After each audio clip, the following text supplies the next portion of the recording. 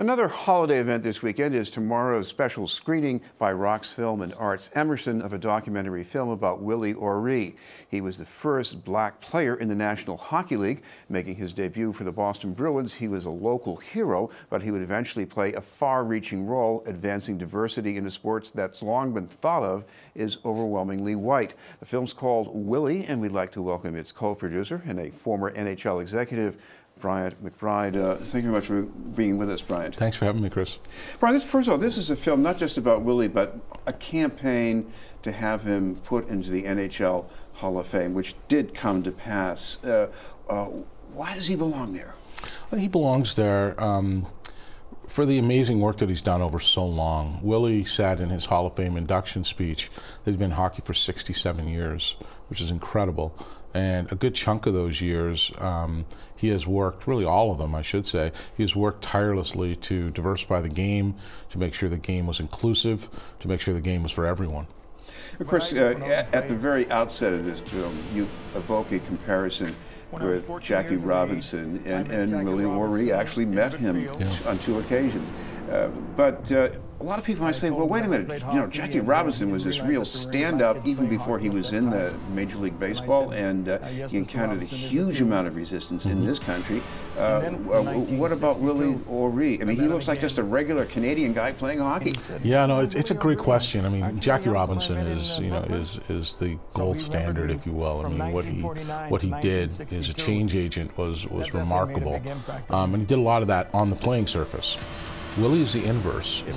While he did play in the NHL, and he played during a 6-team league, which was very difficult, there were only so many jobs, and then played more than 2 decades of pro hockey and you know, at a very, very high level.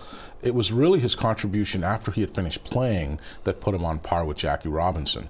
He came back to work for the National Hockey League in his early 60s, and he's now in his 80s, he's 84, and he continues.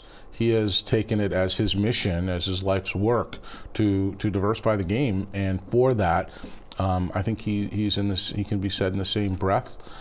His name can be said in the same breath as Jackie Robinson's. It's just his contribution's different. Well, in this film, you make clear how he's this product of Fredericton, New Brunswick, regular guy, but you also explore his American connections going into his history, things that I was not aware of. Start with the baseball, his brush with baseball. Yeah, no, it's an interesting thread in the film. And it was really the great work of my partner, co-producer, and director of the film, Laurence Mathieu-Léger, terrific director. It was my first film and her first film as well. She reached out to me at midnight one night, very excited. And what's happening? We're about a quarter of the way into the filming, and she said, I found Willie's great-great-grandfather's freedom certificate. And I didn't know what she was talking about. And a freedom certificate was literally a document that was provided by the government, by the British government, of escaped slaves that they brought back with them during the Revolutionary War. And it was just an incredible document that she had dug deep and found, which led us to the archives in South Carolina to really track down his family history and to make him aware of his family history, which is rooted in you know, the coastal areas of Carolina. If you go to Horry, H-O-R-R-Y, pronounced O'Ree, because it was French Huguenot. Today, you're really in the land that his descendants were held as captives. You know, I'm not so proud to say that we Americans, at least going back into the last century, were much more accustomed to Jim Crow as normal. But coming from Canada, I think Willie O'Ree felt it differently. Do you think that affected what happened to him the rest of his life? Absolutely, absolutely. And I mean, it's an important point. Because Jim Crow had become the norm in the States, especially in the southern states, this was, you know, when he went down to play baseball, to fully answer your last question, this was completely new. He grew up not knowing of that type of cloud hanging over someone's existence, and frankly, the thinly veiled threat of violence that was right behind it that ruled the South. So this was all new to Willie when he flew down. He was a great baseball player. He flew down to try out for the Milwaukee Braves farm system in Atlanta, and it was incredibly eye-opening to him. So much so to the point that he gave up baseball and he said, I'm gonna really focus on hockey. Because the other thing that's interesting, he went on to play for a number of years in professional hockey, and I guess if we had more than 6 teams, and we have a lot more than that now, this man would have been playing for maybe more than a decade at least. You know, it's a really important point. I asked a hockey historian named Ernie Fitzsimmons, who's in the film. He's seen almost every player in the NHL and in the high minors for the last 40, 50 years. I said to him, you know, what do you think Willie would have done in a bigger league? And Willie had an injury that really prevented him from sticking around longer, that I won't disclose. It's part of the film. He said Willie would have been a 30 to 40 goal, 50 goal scorer in today's NHL. This is BNN News. We're talking about the story of Willie O'Ree with Bryant McBride. Bryant, if you look at what's happened today in the league, you've got a lot of big-name NHL players who are black. You know, P.K. Subban, Wayne Simmons. We've had some in Boston, Grant Fuhr, sure, Jerome Iginla, and Anson Carter. Yeah. You know, people say 40 players. My God, that's nothing. But when I was a kid, the notion that we'd have 40 persons of color playing in the NHL, that would have been, wow, you're going to be, you know, you're crazy. How did we get to that? Yeah, when Willie and I first started at the NHL together, when I hired him, brought him on, there were 4 players. That was 20 years ago, a little more than 20 years ago. And now we're at 10x. That's incredible, right?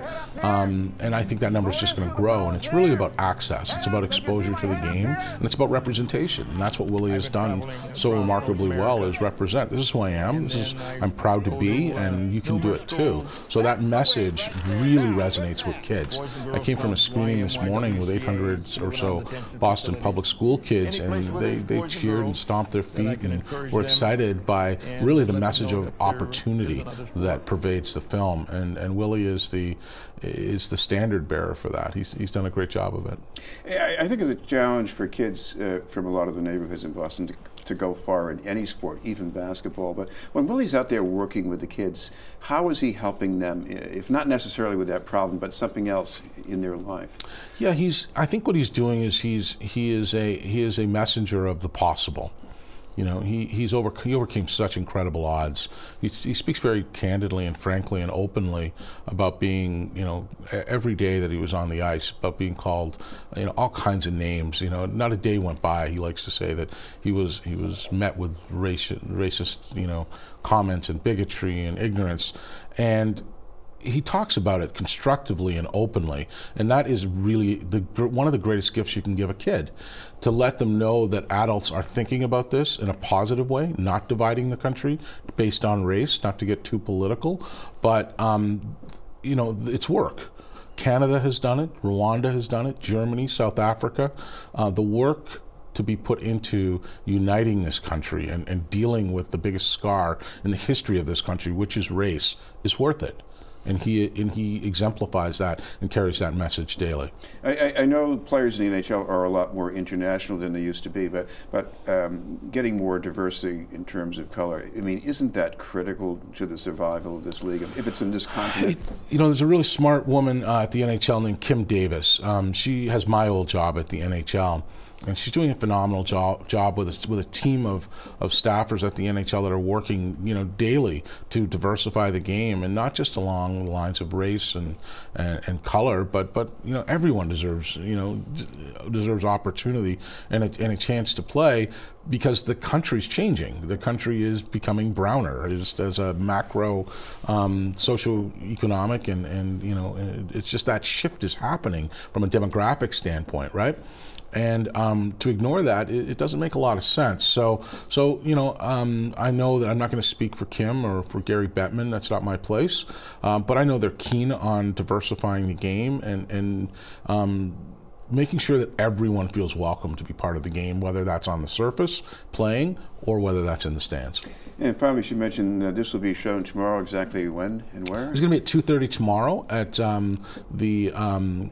Arts Emerson's putting it on at the Cutler Majestic Theatre in downtown Boston. It's free, and it actually is being shown on the anniversary of Willie's first game in the NHL here in Boston. Thank you very much for being with us. Thank you. Bryant McBride. We'll have more news in just a moment.